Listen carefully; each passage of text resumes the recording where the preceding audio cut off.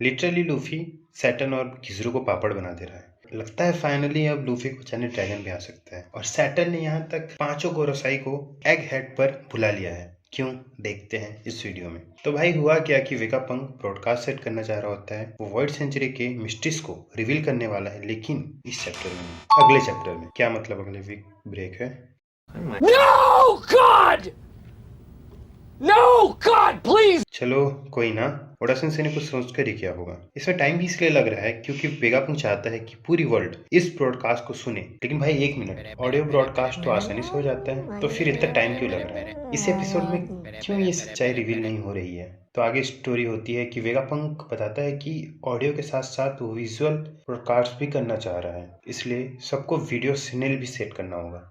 Voda time देता है क्योंकि वीडियो स्नेल ट्रांसपॉन्डर सेट करने के लिए टाइम लगता है। साका कहता है कि लोगों को कम से कम 1 घंटा देना चाहिए, लेकिन ये बहुत ज्यादा टाइम हो जाएगा क्योंकि बस्टर कॉल ऑलरेडी है और पता नहीं 1 घंटे में कुछ भी हो सकता है। तो वो बस 10 मिनट का टाइम देते हैं, जिसके बाद वर्ल्ड सेंचुरी का मिस्ट्री रिवील होगा। जैसा कि वन पीस के हर चैप्टर हर आर्क के एंड में होता है। एक टाइम लिमिट है जिसके अंदर तुम्हें सब कुछ करना है। जैसे कुछ ही टाइम में तुम्हारे अलाबास्ता में बम फटेगा, नहीं तो बर्ड केज क्लोज हो जाएगा ड्रेसरोसा में, या वोनो में ओनेगाशिमा नीचे गिरेगा। ये तो ऑर्डर करता है हमेशा टेंशन क्रिएट करने के लिए और स्टोरी को और इंटरेस्टिंग और टेंस बनाने के लिए। अगर तुम ये सोच रहे हो कि क्यों मरीन ब्रॉडकास्ट को रोक नहीं पा रही है, क्योंकि Vegapunk in the house bro. Vegapunk ने एंटायर नेवी के ट्रांसपॉन्डर चैनल को हैक कर लिया है और वो इसे बंद भी नहीं कर सकते क्योंकि उन्हें सारे इंफॉर्मेशन, सारे ऑर्डर्स इसी ट्रांसपॉन्डर स्नेल से मिलते हैं। मीनवाइल मरिचुआ में अदर 4 गोरोसाई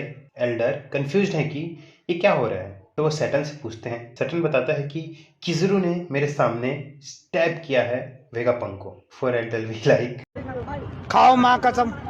सैटर्न कहता है वो अभी तक मर चुका होगा और इसके अलावा सैटर्न को भी पता नहीं कि क्या हो रहा है। वो सोचते हैं कि ये शायद रिकॉर्डेड मैसेज होगा, वेगापंक के डेथ के बाद चल रहा होगा, या कहीं वो अपने मरने का नाटक तो नहीं कर रहा, जिससे हम लोग यही सोचे सब। हाउएवर वो जानते हैं कि ये जो चीज हो रही होगी वो उनके लिए ठीक नहीं होगी। आगे चलकर उन्हें ब्रॉडकास्ट किसी भी ना किसी तरह बंद करना होगा। उन्हें ब्रॉडकास्ट का सोर्स डिस्ट्रॉय ही करना होगा। उन्हें लगता है कि ब्रॉडकास्ट एग हेड के हाईएस्ट पॉइंट से ही हो रहा होगा। बाकी आगे देखते हैं। वेगापंक अपने प्री रिकॉर्डेड वीडियो इसलिए कह रहे हैं क्योंकि ये सभी यही सोच रहे हैं। प्री रिकॉर्डेड वीडियो में सोच रहा था कि आगे के 9 मिनट 30 सेकंड में वो क्या करे, कि क्या वो एक नया इन्वेंट करे या बस कॉफी पिए। इसके बाद हम पूरे वन पीस वर्ल्ड के ग्लिम्स दिखाए जाते हैं, जिसमें पूरा वर्ल्ड वेगापंक का ब्रॉडकास्ट देखने के लिए तैयार हो रहा होता है। फर्स्ट ड्रेसरोसा में केरोस, काबू, लियो, रेबेका सभी एक साथ बैठे हैं, जहां लियो पूछता है क्या लूफी एक्चुअली वेगापंक को किडनैप किया है। लेकिन रेबेका को लूसी पर भरोसा है क्योंकि वो भरोसा करती है कि न्यूज़पेपर पर जो भी स्टोरी लाइन है वो सब फेक है और लूसी पर उसे पूरा भरोसा है। वो लियो को कहती है तुम बहुत ज्यादा चिंता करते हो। यहाँ दिख रहा है कि लियो यही है, इसका मतलब ग्रैंड फ्लीट एग हेड में नहीं आ रही है। एटलीस्ट टोनटाटस तो नहीं आ रहे हैं वहाँ पे। उसके बाद फूसा विलेज, जहाँ लोग कह रहे होते हैं कि ये फिर से लूफी की बुराई करने के लिए होगी, लेकिन यहाँ सिर्फ वो ब्रॉडकास्ट सुनेंगे, देखेंगे नहीं, क्योंकि वो गरीब है। क्योंकि हम खानदानी गरीब है। हमारा बाप गरीब, दादा गरीब, परदादा गरीब, उसका बाप गरीब, सब गरीब, सातों पुश्ता गरीब।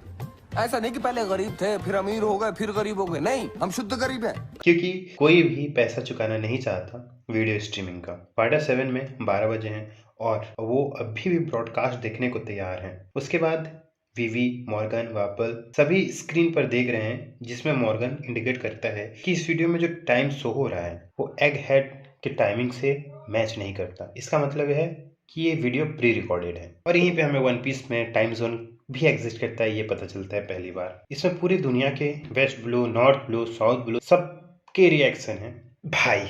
इसके बाद आया कहानी में ट्विस्ट। मेरे को ऐसा धक धक होने लगा, मेरी आंखें जैसे स्क्रीन पर टिक गई। मेरी आंखें बरसों से ये देखने को तरस गई। मेरा हीरो मंकी डी ड्रैगन शायद अब ड्रैगन फाइट में आ सकता है।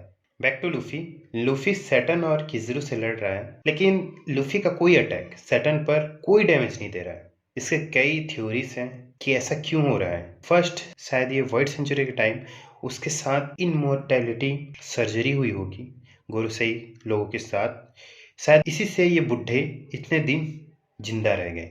लेकिन इनके पावर्स जो हैं वो आते तो डेविल फ्रूट से ही है ना।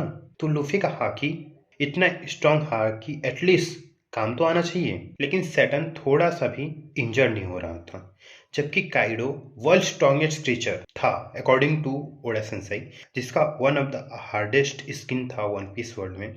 लेकिन लूफी उसे जीत गया। लेकिन वहीं अब सैटर्न को एक भी स्क्रैच तक नहीं आ रहा उसका हॉकी। शायद कुछ तो गड़बड़ है। हाँ, ये हो सकता है कि सैटर्न का रिजर्वेशन एबिलिटी इतना ज्यादा हाई हो कि उसे डैमेज ही ना आ रहा हो, या तो ये फिजिकली सो ही ना हो रहा हो। यही तो वर्ल्ड गवर्नमेंट का थीम है एक्चुअल में, जो इसी थ्योरी से भी मैच करता है, जहाँ सब कुछ ढकोसला है। एग्जाम्पल के लिए रेवरी, जिसे मीटिंग ऑफ नेशन बताया गया, जिसमें वर्ल्ड मैटर को सभी के साथ डिस्कस करना था और सॉल्व करना था। लेकिन यूं ही है जो सब ये तय करेगा। या बात कर ले हम मरीन का फेक जस्टिस, जो कहता है कि वो सभी नेशन को डिफेंड करेगा, लेकिन आखिर में वो सेलेस्टियल ड्रैगन्स के कुत्ते ही बन के रह जाते हैं और गरीब नेशन पर ध्यान ही नहीं देते। शायद यही थीम सैटर्न और रेस्ट गोरोसेई पर भी लागू होती है कि उन्हें डैमेज तो लग रहा है लेकिन उन्हें वो छुपा ले रहे हैं। दूसरी थ्योरी ये कहती है कि शायद रियल सैटर्न ही वहां ना हो। शायद ये उसके डेविल फ्रूट्स के पावर हो जो एग हेड पर उसका समन क्रीचर हो। शायद उसने जो मैजिक सर्कल बनाए हैं उसके डेविल को बाहर लेके आते हो, या वो जो मैजिक सर्कल हो वही सैटर्न के पावर्स हो, जिससे कि वो अपने डेविल को बाहर लेके आ सकता हो। शायद से लूफी के पावर्स का बेस्ट काउंटर हो, जिसमें लूफी का बिगेस्ट वीकनेस गियर 5 में है, उसका है स्टेमिना, जिसका काउंटर सैटर्न आसानी से कर रहा है। लूफी को ऐसे ओपोनेंट से लड़ना पड़ रहा है जो उसे बार बार वापस आकर हमला कर रहा है। लूफी भले ही गियर 5 में गॉड हो, लेकिन यहाँ उसे पूरा डिसेबल कर दिया गया है। Coming back to fight, Kizaru Luffy पर लेजर फायर करता है अपने आंखों से। तब लूफी डिक्लेयर करता है कि वो तब तक हार नहीं मानेगा जब तक उसके फ्रेंड सेफली बाहर ना निकल जाए। फिर वो एक न्यू अटैक दिखाता है, गोमू गोमू बूमी डाउन। ये अटैक गोरोसेई और किजुरु को पापड़ बना देता है। वो दोनों को पिज्जा घुमाने जैसा करता है। सैटर्न बार बार वापिस आ जा रहा था, इसलिए लूफी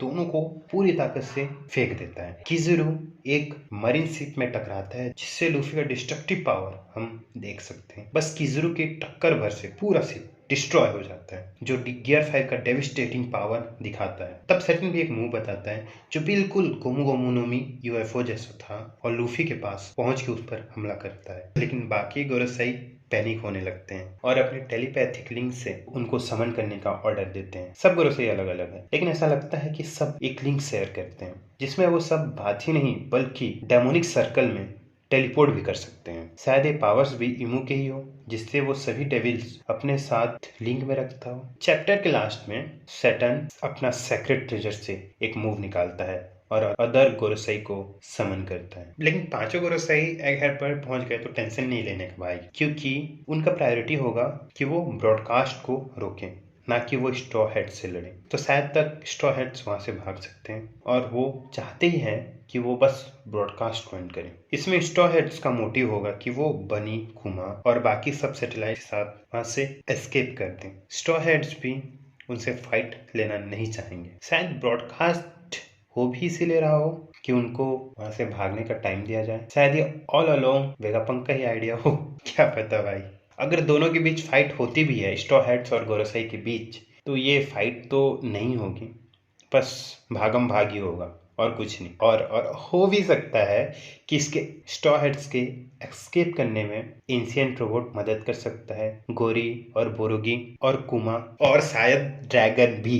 क्या पता ड्रैगन फिर से दिखे लूफी का हेल्प करते करते। अपने डेविल फ्रूट के पावर से स्ट्रॉ हेड्स को एस्केप करने में हमेशा से रेवोल्यूशनरी आर्मी न्यू एरा में जाने से पहले मदद करती है। पहला, जिसमें ड्रैगन ने लूफी की हेल्प की थी जब वो इस स्मोकर के लोगिया पावर के सामने टिक नहीं पा रहा था। ये अभी का भी सिचुएशन हो, जैसे कि सैटर्न पर लूफी का एक भी बार काम ना करना और लूफी उसका पावर समझ नहीं पा रहा है, तो शायद यहाँ से वो एस्केप करे। और क्या पता मरीन फोर्ड आर के बाद जैसे रॉजर के राइट हैंड मैन रेली ने लूफी का ट्रेनिंग में हेल्प किया हो, शायद ड्रैगन भी लूफी का ट्रेनिंग करे, लूफी को कुछ नए ट्रिक्स सिखाए। दूसरा मदद, फॉर्मर रेवोल्यूशनरी आर्मी का आदमी कुमा स्ट्रॉ हेड्स की हेल्प करता है किजुरु और पैसिफिस्टा से साबाओडी में। साबाओडी आर्क में भी रेवोल्यूशनरी आर्मी ने स्ट्रॉ हैट्स की। शायद ये भी हो सकता है कि गोरोसेई का यहाँ टेलीपोर्ट होना ऑल अलोंग वेगापंक का ही आइडिया हो,